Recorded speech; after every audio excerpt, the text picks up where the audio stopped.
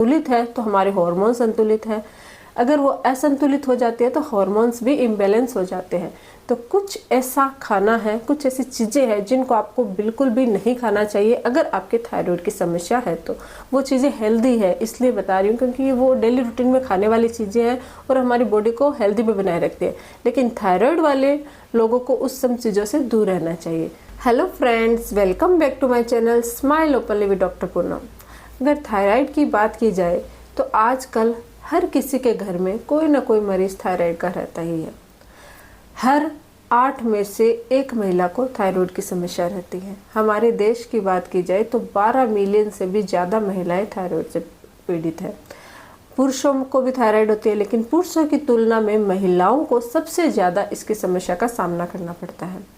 इसमें क्या होता है, हमारी जो थायराइड ग्लैंड होती है वो 2 हार्मोन्स बनाती है जिसमें T3 और T4 होता है। ये हमारी पूरी जो बॉडी होती है उसको मेंटेन रखने का काम करती है। हमारे जितने भी ऑर्गन्स होते हैं, डाइजेशन सिस्टम, हमारी किडनी, हमारी लीवर, इन सब की फंक्शनिंग में हेल्प करती है। लेकिन अगर ये हार्मोन्स इसमें गड़बड़ हो जाती है, कहीं बढ़ गया है या घट गया है, तो ऐसी सिचुएशन में हमारी ओवरऑल बॉडी है उसको नुकसान पहुंचता है। हमारा डाइजेस्टिव सिस्टम खराब हो जाता है, हमारी बॉडी का जो मॉर्फोलॉजी है, मेटाबॉलिज्म, वो सब चेंज हो जाते हैं। तो यही कारण है कि जिन महिलाओं में थायराइड की प्रॉब्लम होती है उनमें या तो उनका वजन बहुत तेज़ी से बढ़ने लग जाता है या बहुत तेज़ी से घटने लग जाता है। ये क्या होता है, 2 टाइप के थायराइड होती है, एक तो हाइपोथायरॉयडिज्म, एक हाइपरथायरॉयडिज्म।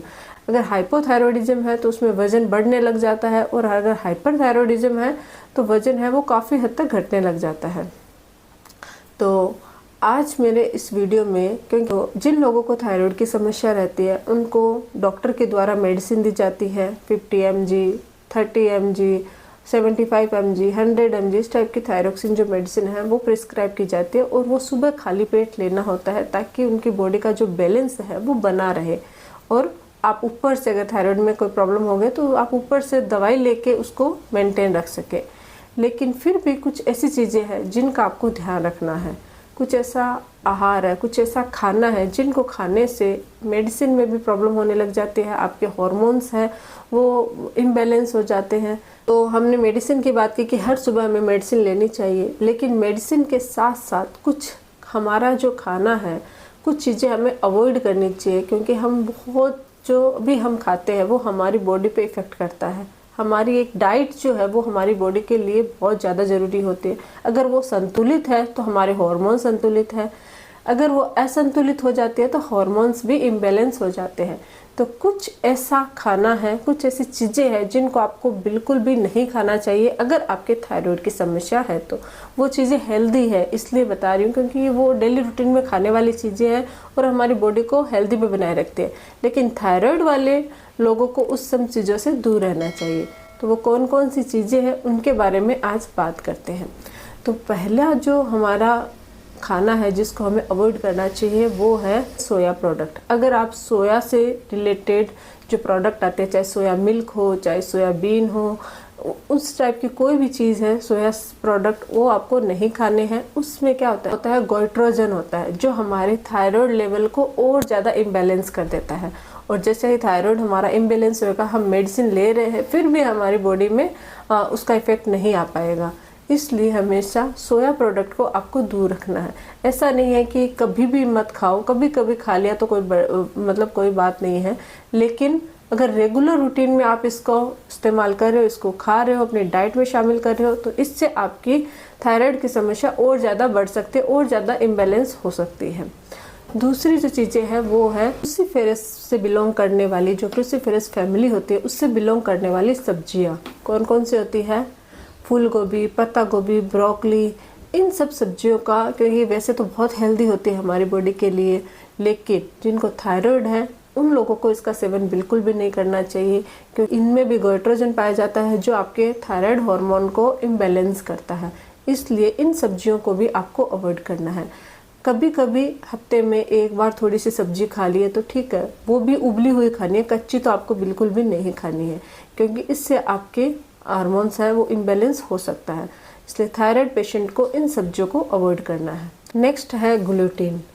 हम अगर बात करें गेहूं की, जौ की या फिर हम बात करें चावलों की, तो ये हमारी रेगुलर रोटी या हम रेगुलर चावल जो खाते हैं उन सब में ग्लूटीन पाया जाता है। लेकिन थायराइड वालों को ग्लूटीन फ्री चीज़ें ही खानी चाहिए। आप ग्लूटीन फ्री आटा खा सकते हो। मैं अगर बहुत सारे लोग मेरे जो व्यूअर्स हैं वो ये बोलेंगे कि ऐसा तो हम क्या खाएं, कुछ भी मत खाओ। ऐसा नहीं है। अगर आप रोटी भी खाते हो तो आप कोशिश कीजिए कि मल्टीग्रेन रोटी, आटा मिला रहे हो, गेहूं मिला रहे हो तो थोड़ी मात्रा में मिलाइए। बहुत ज़्यादा आप डायरेक्ट बहुत ज़्यादा ग्लूटीन जैसे मैदा हो गया, इन सब चीज़ों को बिल्कुल भी अवॉइड कीजिए, क्योंकि ग्लूटीन भी आपके थायराइड के बैलेंस को ख़राब करता है, हॉर्मोन्स इम्बैलेंस पैदा करते हैं।